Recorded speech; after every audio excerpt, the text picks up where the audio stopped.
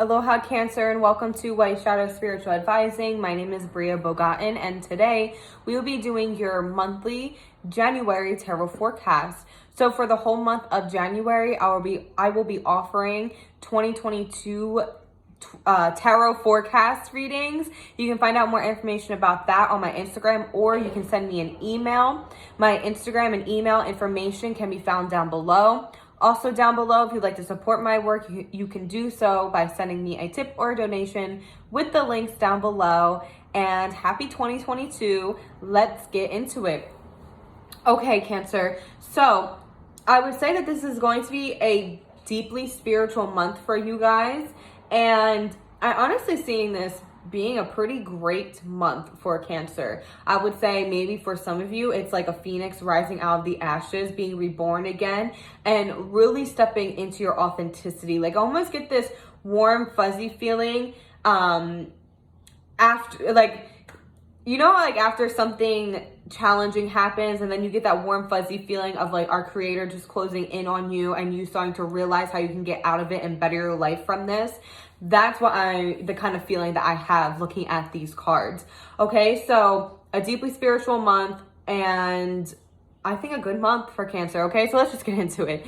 First, you are receiving the Queen of Cups, also known as the Queen of Water. Cancer, you are a water sign, so this is you coming out in your own reading. So when that happens, I always say this is stepping into your inner power, the fullest capacity of your potential, stepping into your fullest, genuine, authentic self and expressing that freely. This is like a reclaiming of who you are, a reclaiming of your power, and remembering that we should be in our power in such a balanced and beautiful nature that it exudes onto other people and also in turn empowers them. So I really see you guys being a shining light for other people around you this month. You might find that people really come to you for problems during this time. I think that you guys can be of great help to those around you, especially as like a shoulder to cry on, a listening ear, or just support in whatever way.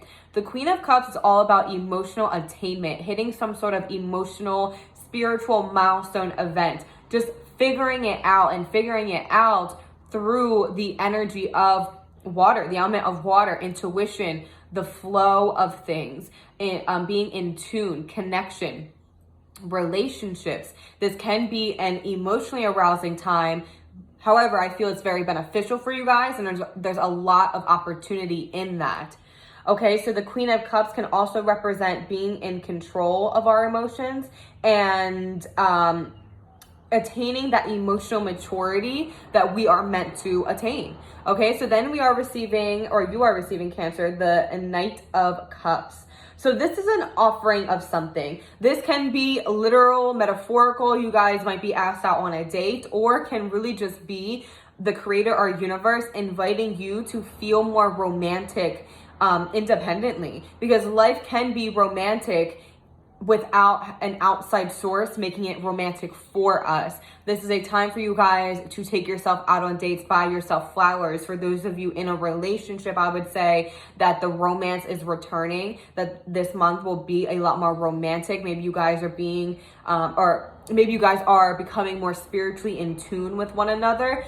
But keep in mind that you can apply this information as guidance to yourself, whether you're in a relationship or not. The Knight of Cups is like the knight in the card is our creator offering you an opportunity to feel more fulfilled on an emotional, spiritual level, and figuring out how to fulfill yourself, because that's where true fulfillment comes from, right? Ourselves and our connection to our creator. I would say the combination between the Queen of Cups and the Knight of Cups is an awakening spiritually, emotionally, allowing your spiritual talents to take the forefront and be your guiding light. Okay, so the Knight of Cups can be revamping, a revamping or an upliftment within our emotional state and having a lot more satisfying emotional experiences, whether we are single or in a relationship. Okay, so then you are receiving the Hierophant. So the Hierophant, first with it being in the number 5, is going to represent transitions. So you know that you are meant to shift. The ground might be shaky a little bit where you're at, and you're meant to find more solid ground. Or maybe that's what happened recently in the recent past for you. The Hierophant is about breaking through the glass ceiling. This is about questioning and breaking free from the projections and expectations of society and or our family, our friends, our lovers, whatever. You may find that you are breaking free from the fact that your husband expects something very specific from you that's not very much true to who you are. You may be breaking free from your family